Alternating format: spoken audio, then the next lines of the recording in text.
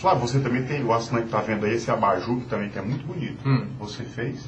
Esse abajur foi o aproveitamento dos retalhos, do recorte do banco, desse banco da Casa Cor, né?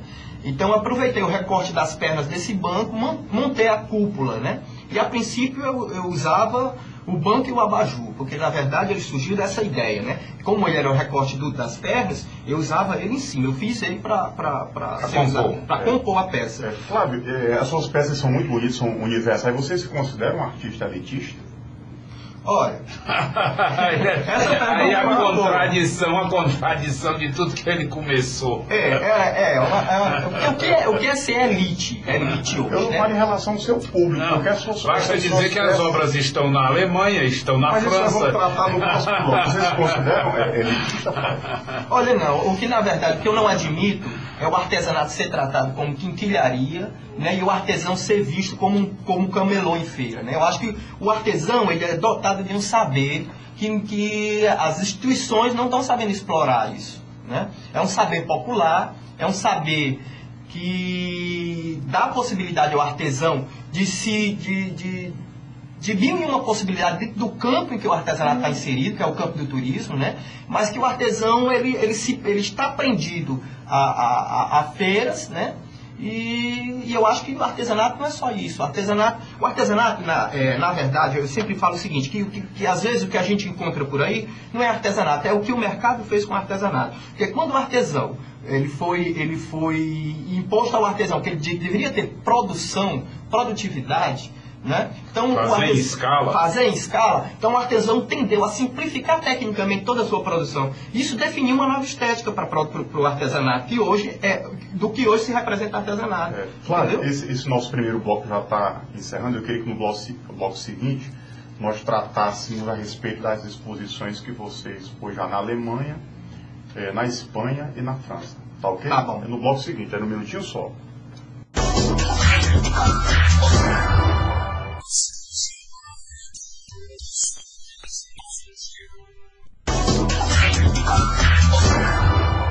Estamos de volta e vamos dar continuidade à entrevista com Flávio Teles. Flávio, no bloco passado eu te perguntei que você já expôs na Alemanha, em Frankfurt, na Espanha, em Madrid, e recentemente, agora em janeiro, você esteve na França, né? As suas peças estiveram lá expostas. O que você faz para assinante? E quais foram as peças, quais foram as feiras e qual foi a resposta do público europeu que é tão exigente? Bem, na verdade, essas três feiras se diferenciam muito, né? A Espanha é conhecida como um local onde existe uma tradição de confeccionar o couro, né? Grandes mestres artesãos que eu já conheci, como o Pedro, que é um dos grandes que está aqui em Fortaleza, ele já esteve na Espanha e tem influência da técnica que ele aprendeu lá, né? Então, nessas feiras, o meu trabalho foi muito bem visto, né? Ele chamava a atenção no stand em que ele estava, né? Isso trazia público para o stand, mas o que eu quero dizer é que, como a minha produção não é uma produção em larga escala, e o artesanato contemporâneo hoje exige uma produção de larga escala, e o meu trabalho se diferencia a partir disso, são peças únicas, né? Elas chamavam bastante a atenção lá, mas que eu não poderia lidar, porque me encomendasse 500 peças, 500 bolsas, 500 bancos, está fora da minha realidade e está fora da minha lógica de produção, né? Então o meu trabalho ele é feito ponto por ponto, feito peça por peça, assinado, né? E a pessoa que vai adquirir a peça, ela tem que entender qual é a lógica que tem por trás. Mas isso aí, eu disse brincando, mas agora eu falo sério. Não está na contramão do início da proposta? Quando você via na proposta da contracultura e agora você se insere dentro da sistemática dos grandes ateliês, das grandes exposições, você sucumbiu diante da necessidade do mercado? Olha, na verdade, o que eu quero dizer é o seguinte: existe uma pressão de mercado.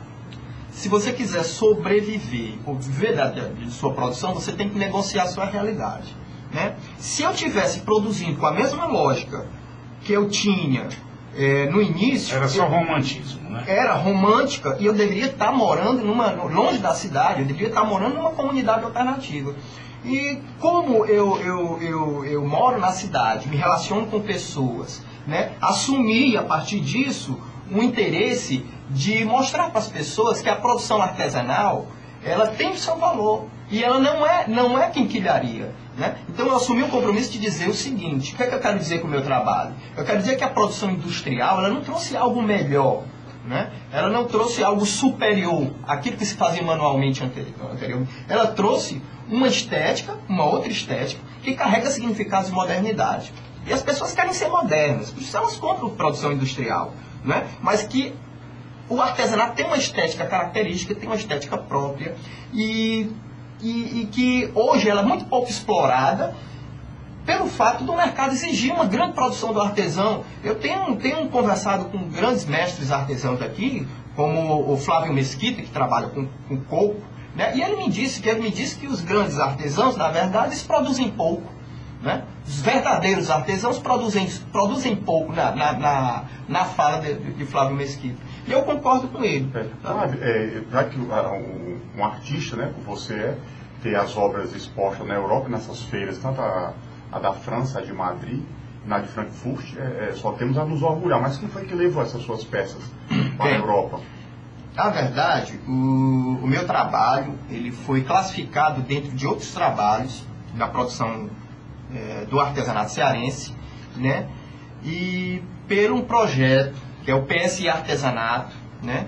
Que encabeçado pelo Sindicato dos Artesãos daqui, o Ceará, e que está liderando esse projeto, está levando o artesanato cearense para a Europa, né?